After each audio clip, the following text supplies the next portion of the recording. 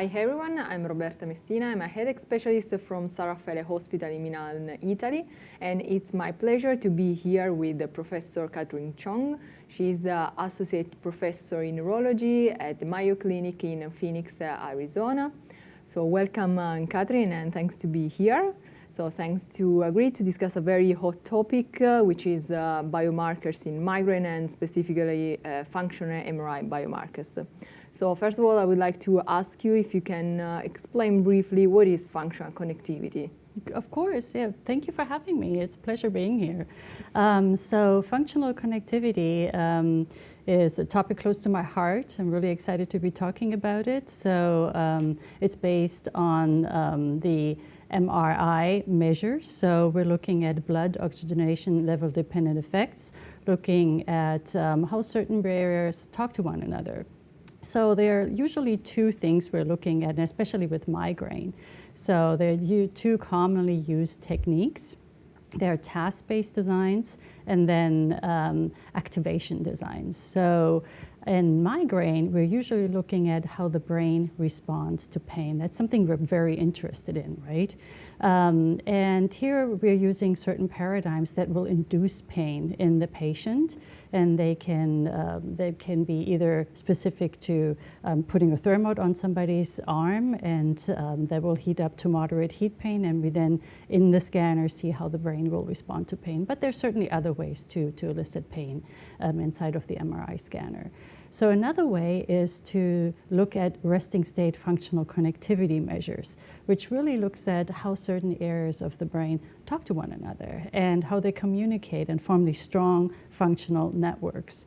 And here we're looking at how certain areas are either connected more strongly or more weakly in patients with migraine relative to either subgroups or in certain migraine subgroups to one another.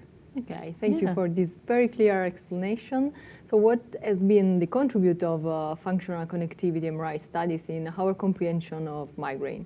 Right, so I would argue that so functional connectivity measures is a wonderful way for us to kind of open the lid of the brain and in a figuratively way kind of probe into the brain architecture, right? It allows us to measure a proxy way of functional connectivity.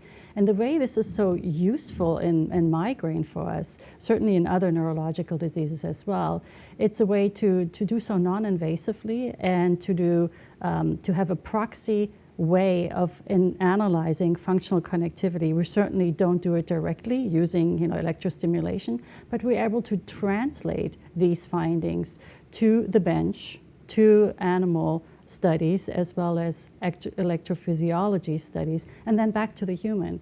And that's important because it strengthens our findings, right, when we find synergy between these studies. Okay, thanks.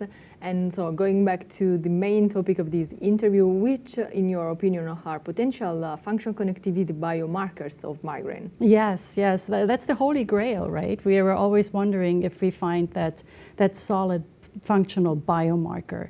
And unfortunately, we're not quite there yet. But over the last 10 years, there's really been an explosion of functional imaging studies with larger and larger cohort, and again, allowing us to gain more confidence in this data. So we've really come a long way. There's potential for functional biomarkers that allows us not only to explore what areas of functional connectivity or activation patterns are different in migraine patients versus healthy controls. We're really getting a better understanding of areas that are hypersensitized, regions in the pain matrix, areas that are related to the cognitive, affective, and sensory discriminatory components of the pain experience in migraine. We're also hoping for biomarkers that allows us to better interrogate how the disease progresses, right? To look at pain chronification by chance. So here we're looking at patients with chronic migraine, and we compare the data to patients with episodic migraine, and then allowing us to see what areas in the brain are perhaps hypersensitized in patients with chronic migraine. Now, we're also looking at studies that allows us to see how subgroups in migraine perhaps function differently in the brain by comparing patients with migraine with aura versus those that do not have migraine with aura. And I think we have a very good understanding of some of these results that indicate a hypersized visual cortex, specifically in the lingual gyrus. That's some of the data suggests. And of course, there's now really nice translatability to other measures from the bench that look at hypersensitized visual system in the animal studies that of course translates then well to cortical spreading depression. Now, the holy grail is to find measures that are related to treatment response, right? Or that could predict treatment. And I think that's something I'm really excited about in the future.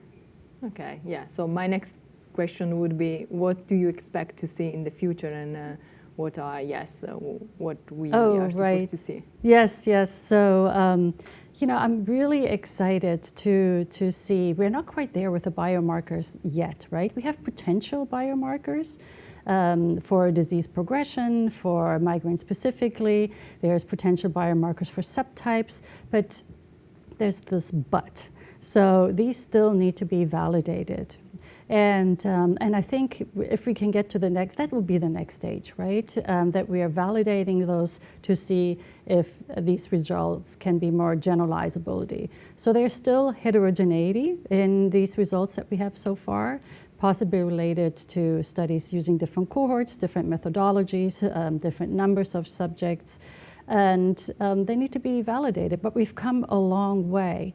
And again, we have larger and larger cohorts and just an incredible talent in the headache world that will allow us to get there, hopefully, in the future.